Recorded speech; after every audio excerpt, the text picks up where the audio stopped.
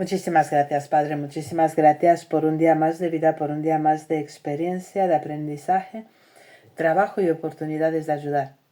Señor Jesús, en este instante en que te ofrecemos el corazón, permite que nuestra alma se incline reverente para agradecerte las bendiciones de luz que tu grandiosa bondad nos concedió.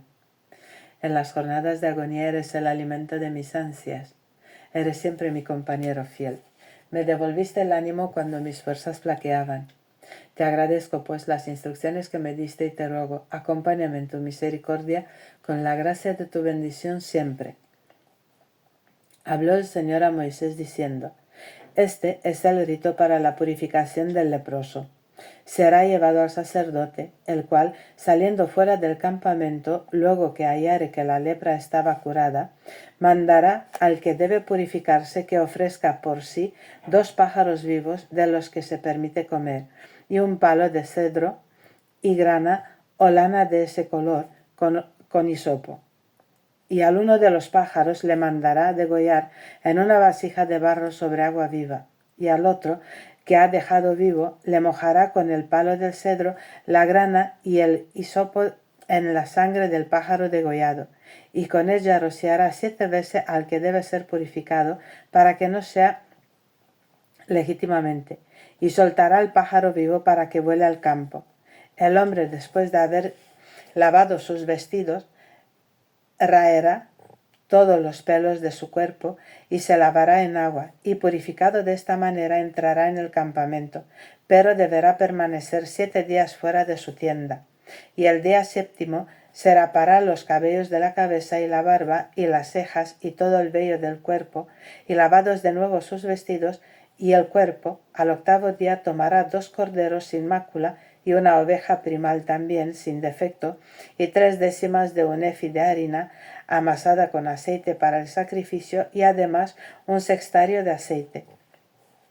Y luego que el sacerdote que purifica al hombre le hubiere presentado con todas estas cosas al Señor en la puerta del tabernáculo del testimonio, tomará uno de los corderos y le ofrecerá por el delito con el sextario de aceite, y ofrecido todo ante el Señor, degollará el cordero donde se suele degollar la víctima por el pecado y el holocausto, esto es, en el lugar santo, porque así como la víctima por el pecado, así también la víctima por el delito pertenece al sacerdote, siendo como el sacrosanta.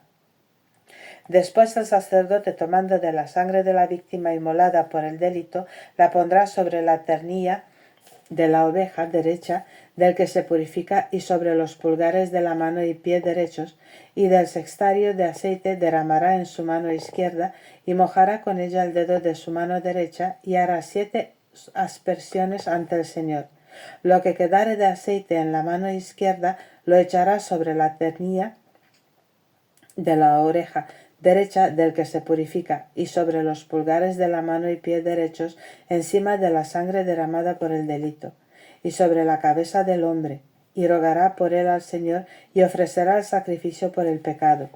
Enseguida degollará el holocausto, y le pondrá en el altar con sus libaciones, y el hombre quedará purificado según la ley. En caso de ser pobre y no poder hallar las cosas dichas, tomará un cordero para ofrecerle por el delito, a fin de que ruegue por él el sacerdote, y 1 décima de flor de harina amasada con aceite para el sacrificio, y un sextario de aceite, y 2 tórtolas o 2 pichones, uno por el pecado y otro para el holocausto. Y ofrecerá estas cosas el día 8º de su purificación al sacerdote de la puerta del tabernáculo del testimonio ante el Señor. Y el sacerdote, recibiendo el cordero por el delito y el sextario de aceite, los elevará a un mismo tiempo. Y degollado el cordero, teñirá con su sangre la ternilla de la oreja derecha del que se purifica y los pulgares de la mano y pie derechos. Y echará parte del aceite en su mano izquierda, en el que mojará el dedo de la mano derecha, y hará 7 aspersiones ante el Señor. Y tocará también la ternilla de la oreja derecha del que se purifica y los pulgares de la mano y pie derechos en el mismo lugar bañado con la sangre derramada por el delito. El resto del aceite que tiene en la mano izquierda lo echará sobre la cabeza del que se purifica, con el fin de aplacar por él al Señor. Igualmente ofrecerá las 2 tórtolas o los 2 pichones, el uno por el delito y el otro por el holocausto con sus libaciones. Tal es el sacrificio del leproso que no puede procurarse todas las cosas ordenadas para su purificación. Habló todavía el Señor a Moisés y a Aarón diciendo: Cuando hubiereis entrado en la tierra de Canaán, cuya posesión os daré yo, si la plaga de la lepra hubiere inficionado una casa, irá el dueño de ella a dar parte al sacerdote y dirá: Paréceme que hay en mi casa una como plaga de lepra.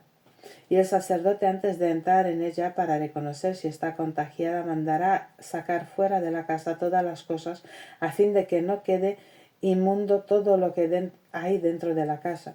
Después entrará para examinar la lepra, y si viere en las paredes unos hoyitos y lugares afeados con manchas como de color amarillo o rojo, y más hundidos que los demás de la superficie, saldrá de la puerta de la casa y la dejará inmediatamente cerrada por 7 días.